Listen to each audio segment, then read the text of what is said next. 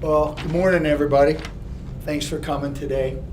As you all are aware, and hopefully all our citizens and businesses and the visitors here in Virginia Beach are aware, a significant track change occurred overnight and was announced by the National Weather Service at 0800 this morning.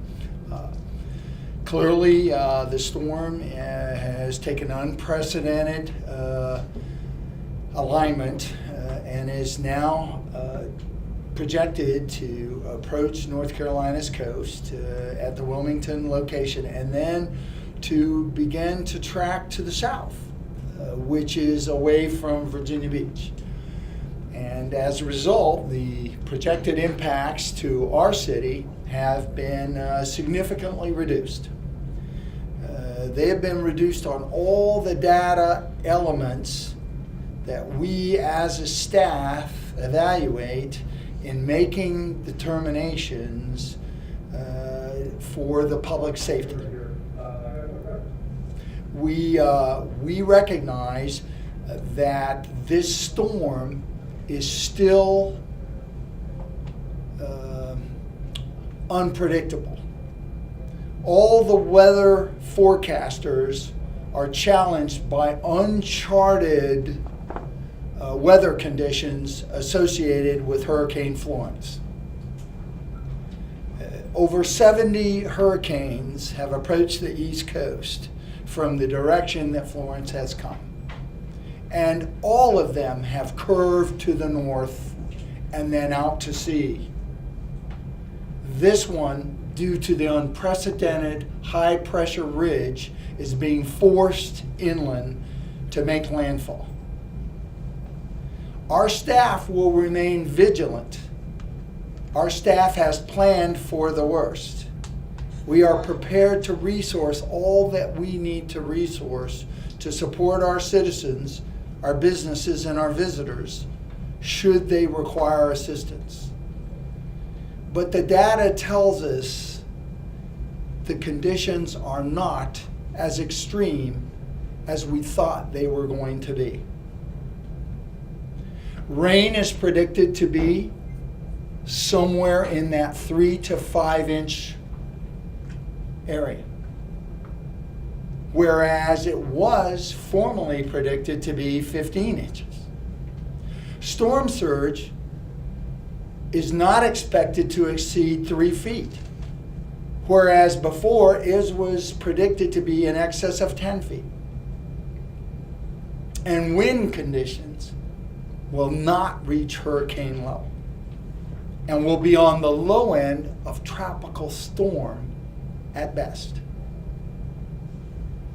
So we are going to make some adjustments to our plans here in Virginia Beach with regards to sheltering, but we will remain vigilant should the storm track change again over the course of its life as it enters the United States' mainland.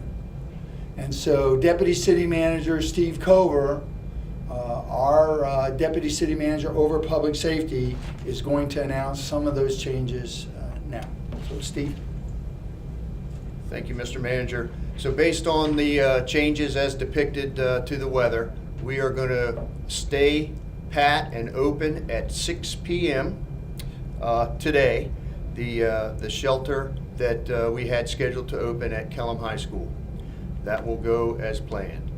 Tomorrow morning at 8 o'clock, we are not going to open the field house as a medical-friendly shelter. We are going to have the capacity at Kellam High School to house up to 50 of those personnel there, 50 medical-friendly beds there. Also, tomorrow morning at 8 o'clock, we're going to open our pet-friendly shelter at Lansdowne Elementary School. That's going to go off as planned for drop-off only. Boarding, it'll be the boarding of your pets there. We are not planning on, at this point, opening the rest of our Tier 1 shelters. But as the manager has laid out, we are ready and prepared should the weather change again to be able to flex and open those shelters as required. So again, Kellam High School at 6 p.m. today. We've got capacity for over 1,000 people there as general shelter. Tomorrow morning, 8 o'clock, medical friendly, 50 people capacity on that front. Pet sheltering, 0800 tomorrow morning at Lansdowne Elementary. Drop off only for boarding. So we will keep you posted and updated as we move on, and stay vigilant and watch the weather. Thanks. So let me address evacuation. Evacuation is a personal choice on the part of our residents. Certainly, we understand the intent of the governor-mandated evacuation of Evacuation Zone A. This was intended to wake up our citizens, to get them to understand the seriousness of Hurricane Florence, to make sure that everybody understood it is a life-threatening storm. It is certainly that kind of a threat to Wilmington, to Myrtle Beach, and to potentially inland cities of the Carolinas. That threat with this morning's change in track no longer exists here in Virginia Beach. Our citizens need to remain informed. They need to remain attentive to the conditions that this storm could present should there be another track change. But we do not sense that the conditions that were predicted just 72 hours ago are remaining today, this morning, or expected to be felt during this weekend. And so we believe that the amount of sheltering required here in Virginia Beach will be significantly reduced, and that our citizens are going to make fully informed, better decisions about sheltering in place at their homes rather than relocate now that the storm has made a southerly jaunt in its projection. So with that as kind of a lead-in, I'll answer, and Steve, and we've got our chiefs of EMS and fire here to answer any questions you might have. What are the chances that it shifts again? I mean, it shifts last Well, like I said, it's uncharted. You've watched the weather, I've watched the weather, we've seen them all trying to figure it out. But an informed citizen would probably have waited to the last movement of the storm before making that decision. Some of the mandated evacuations in the Carolinas are just now taking effect, and so folks are rolling out of the path that the storm is there. For that storm to actually move south, as it's shown here, and loop around and come back up like this, there's, it wouldn't be totally unlikely, but might be highly unlikely. There's the high pressure ridge setting up right here is what's steering it. So that ridge has got to disappear, this ridge has got to poke it, and it's got to do a loop and go back up. And I'm not a weatherman, but I wouldn't take that bet. But we will be ready and we will be prepared to reactivate sheltering and assistance to our citizens should that happen. What are the sheltering in place procedures, and what would you recommend people prepare for, even with the reduced estimate now? Well, those conditions that I described for you here, based on the current projection weather change, are less than a nor'easter that we probably have 4 or 5, 6 of those every winter. So those homeowners have been here for a while. Those residents have been here. They know what the conditions are of 3 to 5 inches of rain. They know what a 3-foot storm surge, or under a 3-foot storm surge is. They know what 35 mile an hour sustained, gusting to below 50 mile an hour projected winds are. Quite frankly, they know better than I do in their neighborhood. And we know they have their kit, we know they have their plan, and we know they're prepared to shelter in place. On Monday, you had talked about Sandbridge and Back Bay, that you were particularly worried about those areas. With the updated forecast, more optimistic for those communities? Very much so. The wind direction, we get into the data because we make decisions based on data.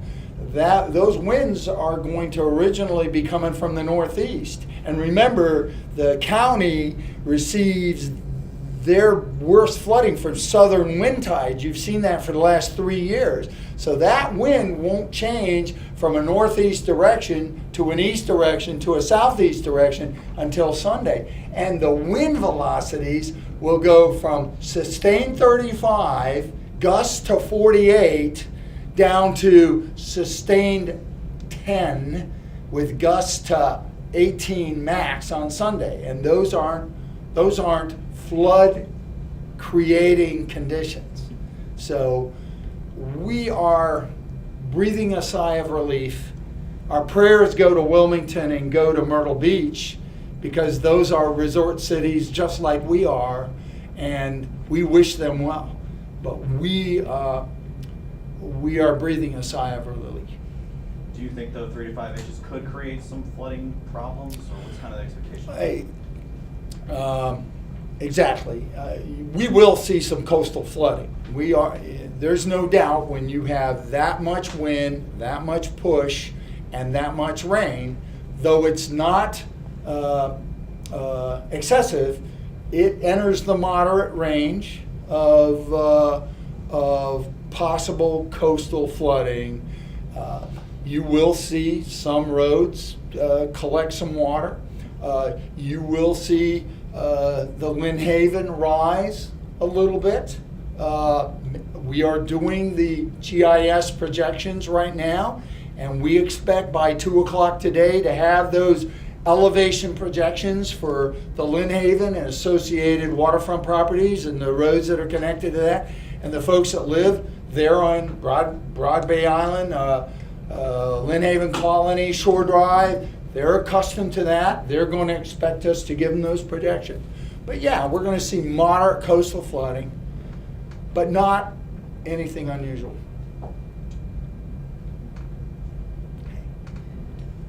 Do you expect maybe some folks from Wilmington or Myrtle Beach heading up here to shelter? Are there accommodations being made for them at all if that were to happen? We have reached out to the state. We asked them if there's any conversations going on between the state governors to talk about that. We did that just before this so that I could have this conversation, thinking somebody might ask that question. Those conversations have not taken place. And I think the reason why is because they've already got their evacuation route set and they're moving this direction.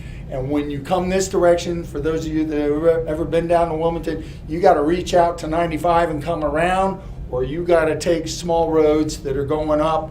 And if you get stranded on those roads, when that storm comes in, that's a different story. So, I know that a lot of our folks that were in Zone A booked hotel rooms here in town to be compliant with the governor's mandate. And so I think and we're checking around, but our initial feedback is the occupancy rates in our hotels are pretty full right now. Once again, thanks a lot for coming today. I think it's important, your ability to get out and keep our citizens informed, being here. You help us a lot, so I appreciate that.